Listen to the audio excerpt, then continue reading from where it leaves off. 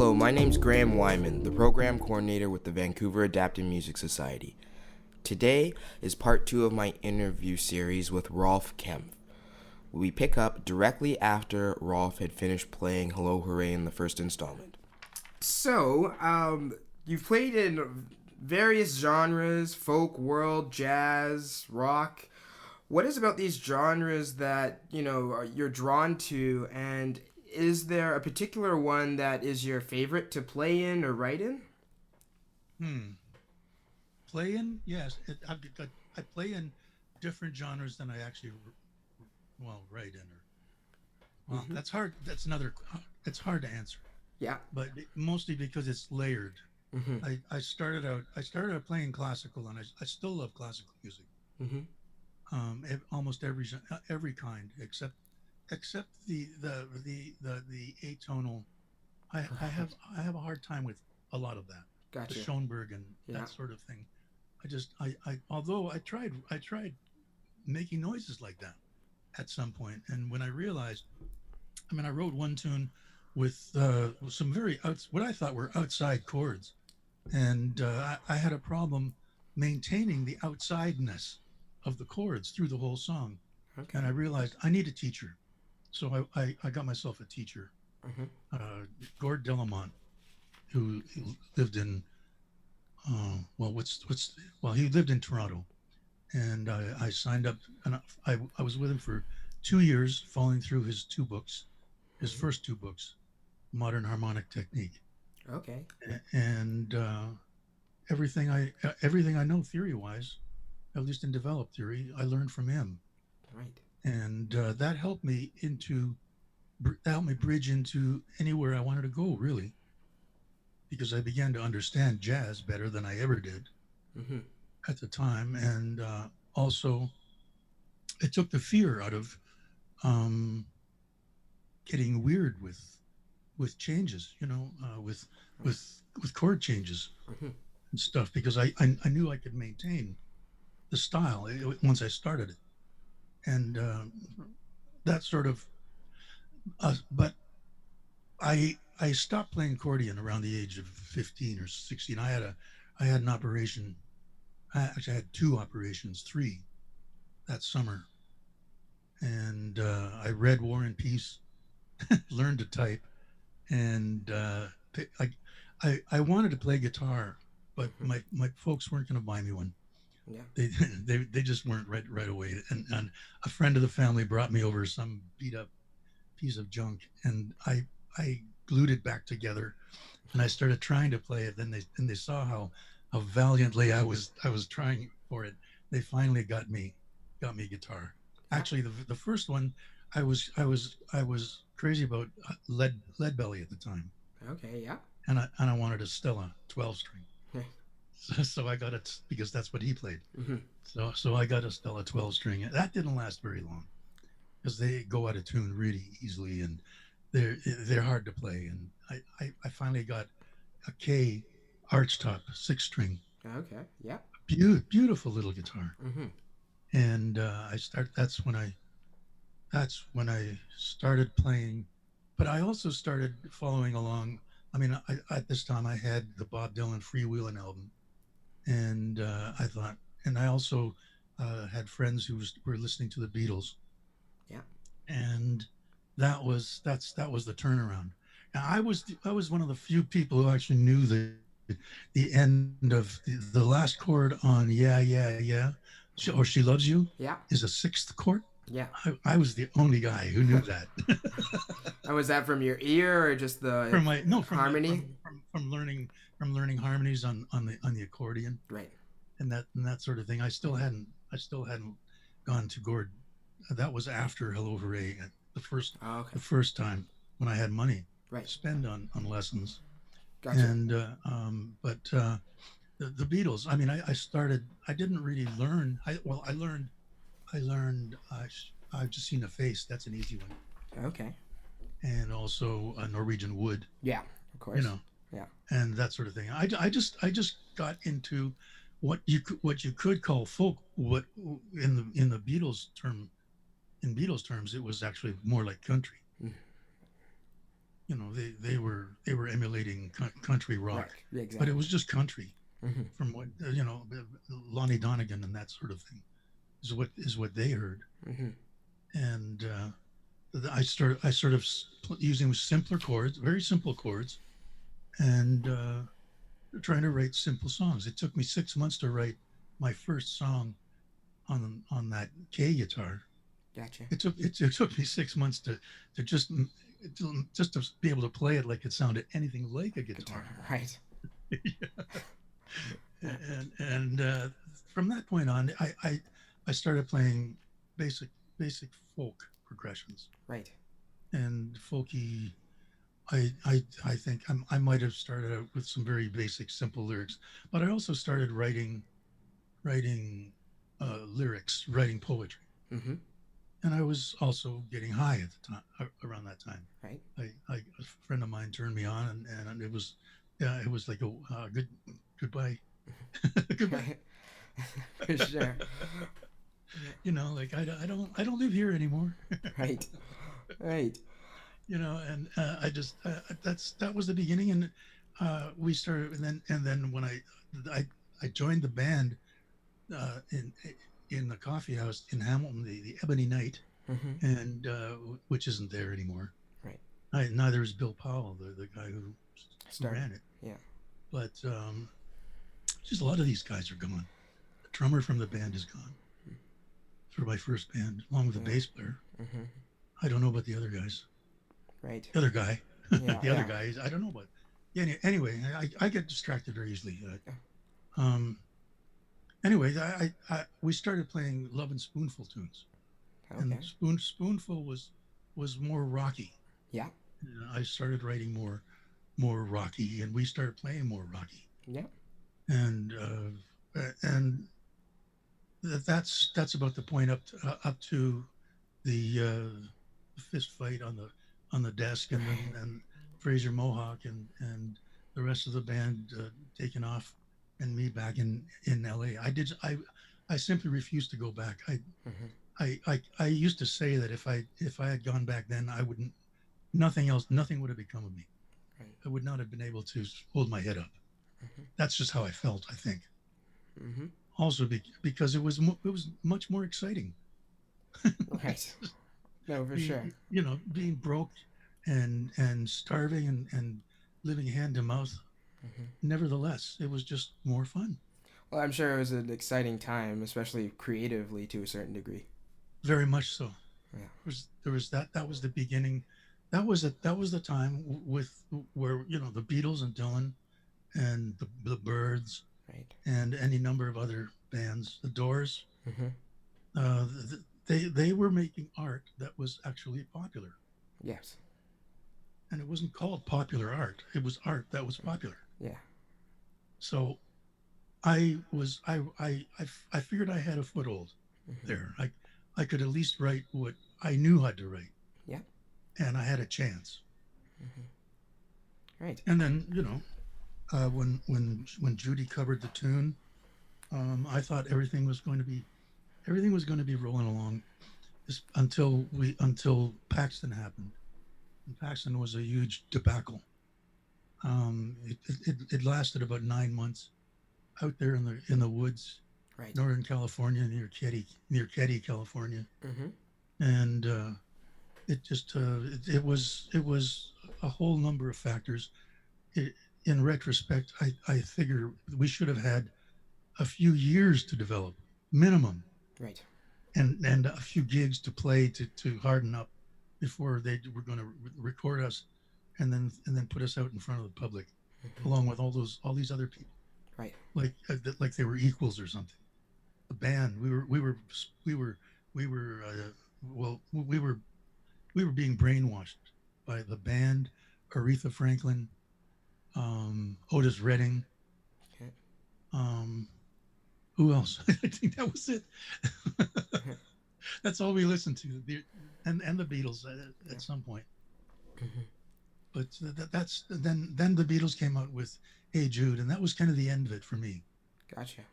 I don't know, for some reason they weren't the same Beatles, at least the same Beatles that I wanted to emulate with the band I was in. Yeah. And but your question was, all right. I was writing rock, and I continued writing rock Yeah. through any number of years, any number of developments. Mm-hmm. I learned to play a little better. I learned to sing a little better, and then rock became, well, I guess it sort of blended into. I wasn't playing. I wasn't playing hardly any keyboard at all. I was still. I had to teach myself to play piano because the accordion had button left Right. handed, and I've had to teach myself. I'm still learning how to play left hand piano. It's an uphill. Right. I don't think I'll ever get as far as I want to be, but it's worth it. No, that's the thing And about music. anyway, I was playing guitar, Mm-hmm. and the music got louder and rougher. Yeah. And what? Well, I moved to Toronto, and I don't know. I had I either I didn't I had Toronto was weird at the time. I don't know if it's any different now. It was pickup bands everywhere. Everybody was in at least two or three different bands. Gotcha. It was weird, and I just I would pick up a band and play the Isabella, or besides the Isabella, I didn't play there too much. My memory is just so shot right now. I don't know what but anyway, there was that, and oh yeah, well, eventually I met this bass player who came from Winnipeg, Gord Eckstein, Okay. and he's still in Toronto, and he said he had connections with the agency, which was the major Canadian booking agency at Mm-hmm. the time. Okay. He said he had connections in Winnipeg with the agency, and he could get us gigs out there. So I put together a three-piece. Okay. By that time, I'd moved into a loft on Queen Street, Yeah. and was able to rehearse. Right.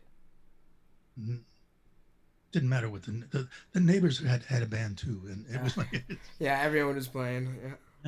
and we wound up going first to Thunder Bay at the end of November. Oh, okay. A little cold. Oh my God! In the middle of an ice storm, Right.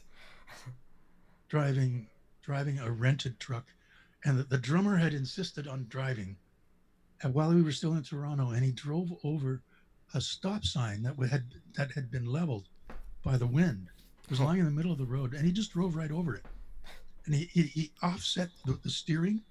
You know how the steering on a car is supposed to face inward slightly, Mm-hmm. so it corrects, right? Yeah. But ours were facing outward. We drove all the way to Winnipeg with the wheels like that in an ice storm. Yeah, I was gonna say, yeah, that's not the best conditions for sure. It was insane. And we played there. It was James Cotton followed us. Gotcha. It was a big place. Mm-hmm. And after that, we got a gig in Flin Flon. We played three gigs. We played three gigs in Winnipeg. 3 weeks. Like these were when gig bands still played full weeks. Right. Yeah. Except for Sundays. Mm-hmm. And the money, it was not great money, but money was there was money. Yeah, no, I you're was still walking getting around paid. with thousands of dollars in my pocket. Mm-hmm. It was insane. I even knew it was what how to get to where the banks were or anything. And anyway, we played 3 gigs in Winnipeg, Yeah. and we got a gig up in Flin Flon, which is up near Thompson, Yeah. right? And we drove up there again. Sheer ice. Highways were sheer ice.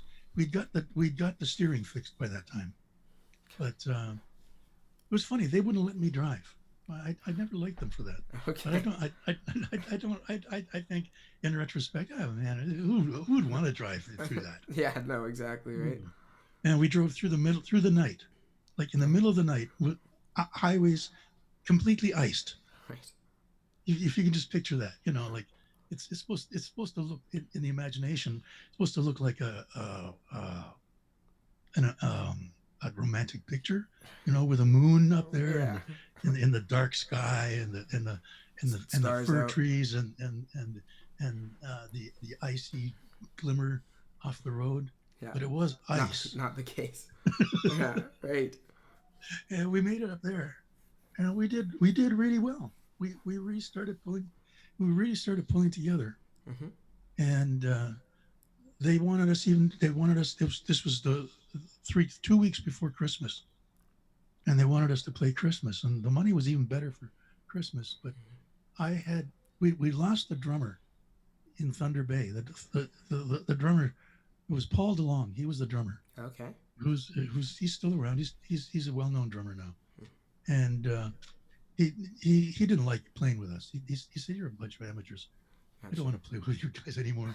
And he called his girlfriend, and he found out that she wasn't pregnant, so he wasn't going to get sued for. So he went back to Toronto. So we were stuck in Winnipeg without a drummer and a gig to play that week. And we Okay. we we we rehearsed in the bass player's parents' basement, Right. which was freezing cold. Right. And I caught a cold, Mm. and my voice just started going from that point. By the end of 3 weeks, I had just shreds. My voice was hanging by threads, Gotcha. and it was just even though it's a terrible idea, I was drinking brandy and lemon and tea and whatever I thought would work. Yeah. Hot toddy. But it just it we just made it through, and I had to fold the band. I said, I'm not gonna go up to I'm not gonna go up to play Flen Flon with you. We're not gonna go Hmm. because I don't want to ruin my voice. Right. If I keep singing, it'll be gone. Hmm. And I didn't make any friends by doing that, Right. but I had to, Hmm. and I've still got a voice, sort Yeah. of. No. Well. No. Keep your instrument. Right. You got to make sure you take Yeah, care of yeah, and that. I was the lead singer. Hmm. The bass player sang a few tunes. Yeah. I had him. I'll just leave that. I didn't want him singing. I tried him singing my tunes, but he didn't have the Yeah. he didn't have the feel for it Right. for my tunes, Hmm. and that was that. And anyway, Yeah. then I started. Then that David Bowie was around. I just heard Fame on the radio Right. driving home from the supermarket here, Hmm. just earlier on today. Right. That David Bowie was big, and I started playing funk. Okay. Yeah. Started playing more funk, Yeah. and I never really played blues while I was in Toronto. Okay. That's the weird thing. Blues was still big. I was friends with Downchild Hmm. and a few other guys who were playing blues, but I never played blues until much later. And anyway, I was playing more funk, Right. and I had and it was around the same time. Yeah, so like I was switching from funk into jazz, Hmm. it was sort of a plastic flow.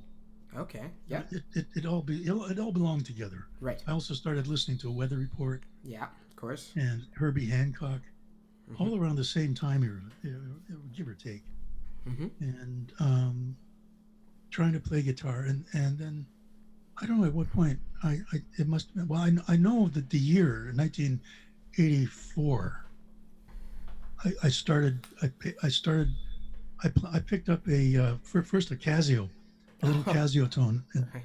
one of those little things, Yeah. because of it was the song da da da. It was a German pop hit, which was also big in North America, and it was done on a Casio. It had that ticky ticky sort of thing. I got one of those, Hmm. and then I got a bigger mono poly, which played only one note, Hmm. and then I got a poly six, Okay. which had multi timbral keys, and I started learning to play that, and I started doing solo gigs.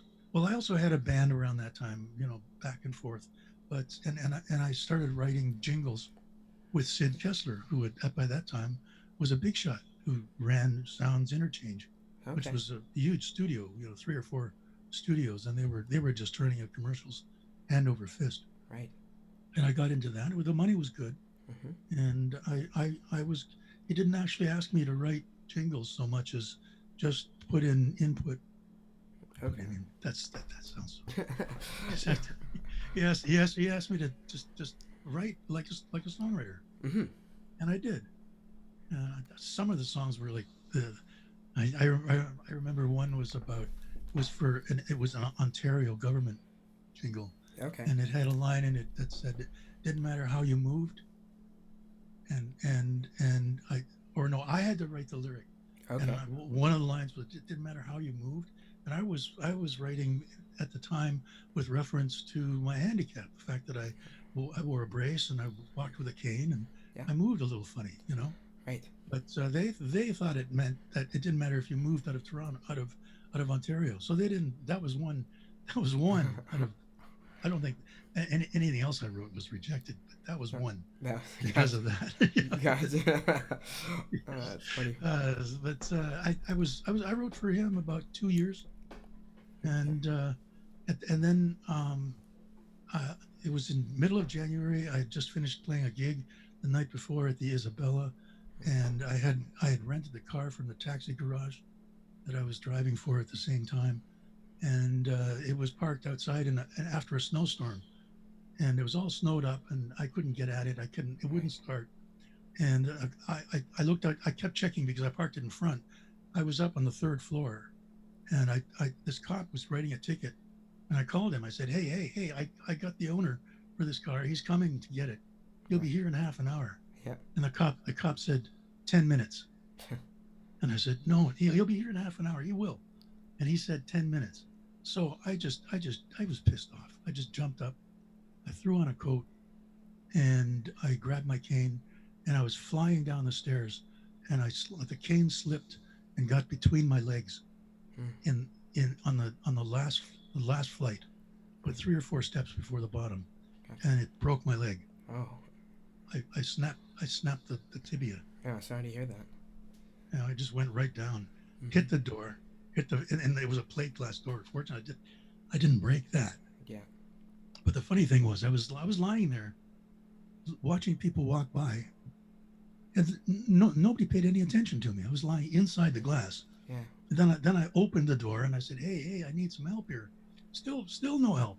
Finally, this guy he had a bike and he came in. He said, I can't believe nobody's helping you. I said, yeah, I can't either. My leg's broken and I need an ambulance. Right. So I said, look, see that cop writing a ticket there?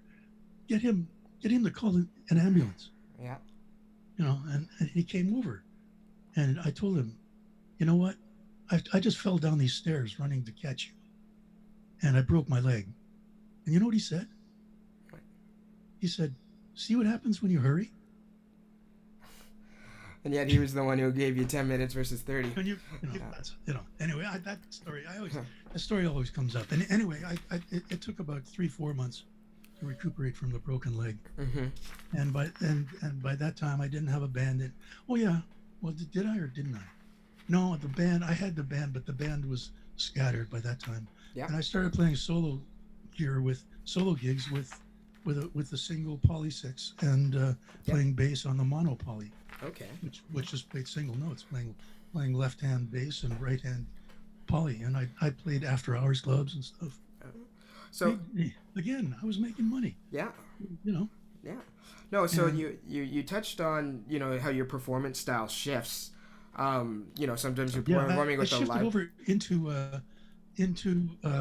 new age, new wave, and that sort of British pop. Yeah. And yeah. Now, when it comes to playing with bands, do you particularly have a preference? Do you prefer to play solo? Do you prefer to play with a live band? And I guess, how do you find those two different experiences? Differ from how do you choose to perform? Well, playing with bands for me has by and large been like pulling teeth, Mm-hmm. because mostly because I had the education, I had the music education, Mm-hmm. and I knew how to play guitar besides playing it out of the box, Right. which most blues players, most Toronto players learn playing blues and rock and playing out of the box. Gotcha. And they just didn't measure up. I would try to teach them what I wanted them to play, but that got a little tedious. And Mm-hmm. the only we the one band, the three piece. I was going to put that in while I was telling you about being in Winnipeg and playing those three gigs. Within those three gigs, we had started playing ska in Oh, Toronto, really? Okay. Gotcha. and because we were playing reggae, I was playing reggae before that. It was Right. Bob Marley time, Yeah. Okay. right? Yeah. And then it was the Specials, Yeah. right? And reggae and ska, and we hit the first gig we hit in Winnipeg was a heavy metal joint, Yeah. and by the by the third night we were playing heavy metal. Okay. So you morphed to the audience. They just said, what is that music you're playing? I said, it's ska. Yeah. And they said, what's that? Yeah. That's funny. And with it, before you know it, we're playing heavy metal, we're cranking it and playing power rock. So there's another genre Yeah. that sort of went for a long while. Mm-hmm. Uh, after I got back to, but when I started playing keyboards, I started playing more melodic and more, well, English beat, new wave, Okay. Yeah. sort of thing. Mm-hmm. And I graduated through any number of keyboards till I had this little fort. I had two in front of me, one on each side, Gotcha. Gotcha. and I had to carry all that too. Yeah. A lot of gear, right? And I could. At the time, I could. I can't anymore, Mm-hmm. but I could at the time. So, that was around the same time I started. I had this friend of mine who also drove cab. I sort of slowly assembled a drum kit in my place Gotcha. from stuff I found on the street, like snare. I mean, literally sitting on the street in front of used stores and stuff. Right. I'd get a snare Mm-hmm. and then a sort of a slightly dinged up cymbal Yeah. and then I found this beautiful 18-inch Rogers tom Gotcha. Yeah. and another smaller tom Mm-hmm. and a hi hat. And this guy that I met through the taxi garage, he was a drummer and a guitar player. Gotcha. He started dropping by and playing drums. Mm-hmm. And only it was a weird setup. He'd start playing drums first. I mean, he'd start playing, and then I'd sort of fit in whatever I could, and it turned out to be more Weather Report like. Okay. That's. It was improvisation. It was all improvisation, Mm-hmm. and that's where I got into that. Gotcha.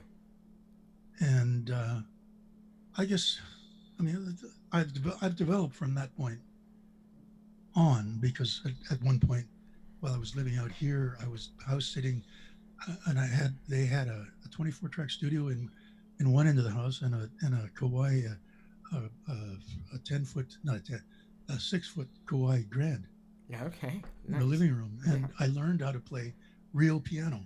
Right. And when I learned, and at the same time, I mean, I'd start learning to play standards again on the guitar, but I also learned to play blues on the guitar, Mm-hmm. like serious blues. Yeah. And at that point, well, that's the point I've been developing from ever since. Mm-hmm. Gotcha. So, which do I like? Which Or, do I write? or I mean, I've if I would be writing more in a simpler way for a long time mm-hmm. until I really started trying a hand at some more complex changes and more developed melodies and things. So kind of like that rock, funk, jazz, kind of more of a marriage of genres. Pretty much, yeah. Yeah. And my favorite my favorite to listen to, given a choice, I guess would be jazz. Mm-hmm. Yeah. But I still love classics, and I still love 70s, 80s rock, 70s, 70s Mm-hmm. mostly. 90s. I mean, I like almost all kinds of rock. Yeah. You Well, know, it's I variously really do. changed I over the really years. do. But I play it. So I play it with the keys even. Yeah. I just like I mean, there's like I learned the Dock of the Bay. Well, Right. that's a rock tune, right? Yeah. But it's also It's a great. soul tune. Very true. Yeah. I cross genres a lot. Mm-hmm. Yeah. Speaking of playing, would you be down to play another track? Oh, sure. All right. I, all right. I wasn't. All right. This is. I hadn't planned on doing this one, but this is apropos of the cross genre sort of thing. It's called Okay. Watermelon Girl. Okay. Great. It's an original. I wrote it about this girl I have had a crush for. I'm not so sure. It's been going on too long to be called a crush, and it's been unrequited for too long to be called anything. Gotcha. But it goes sort of like this.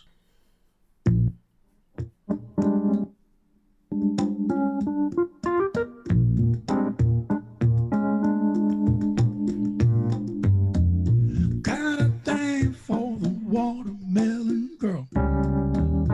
Juicy, juicy watermelon girl. Sweeter than molasses in July. She's got the cookies that can make you high. Green eyes that lighten up my world. Got a thing for the watermelon girl. Watermelon girl. Down to the beach they call the where she goes. Call watermelon, don't you know? In the club she'll do a stand-up routine. One day you'll see her in a magazine. I say, got a thing for the watermelon girl. Juicy, juicy watermelon girl. Sweeter than molasses in July. She's got the cookies that can make you high. Green eyes that lighten up my world. Got a thing for the watermelon girl. Watermelon girl. She got that filthy habit, nicotine, wrapping really like a tangerine. If she was blind, she could fill my cup right to the bottom. I could drink her up. I say, I've got a thing for the watermelon girl. Juicy, juicy watermelon girl. Sweeter than molasses in July. She's got the cookies that can make you high. Green eyes lighten up my world. Got a thing for the watermelon girl. Watermelon girl.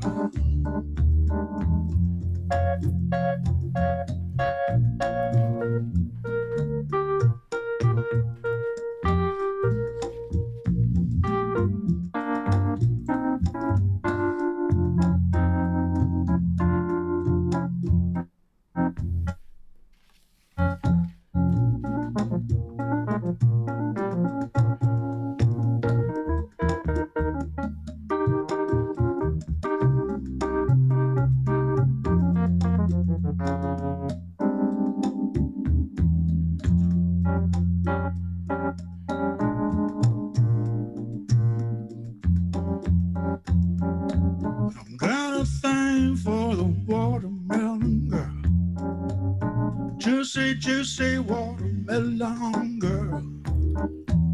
Sweeter than molasses in July. Got the cookies that can make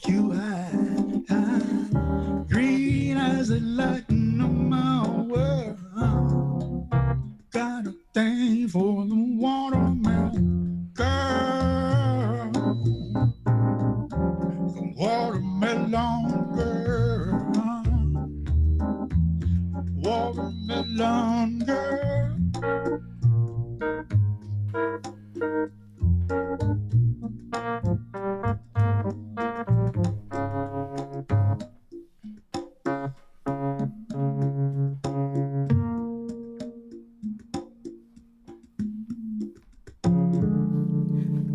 And that's part 2 of my interview series with Rolf Kempf. Tune in next week on Wednesday at 2 p.m. for the final installment. Take care and keep that music flowing.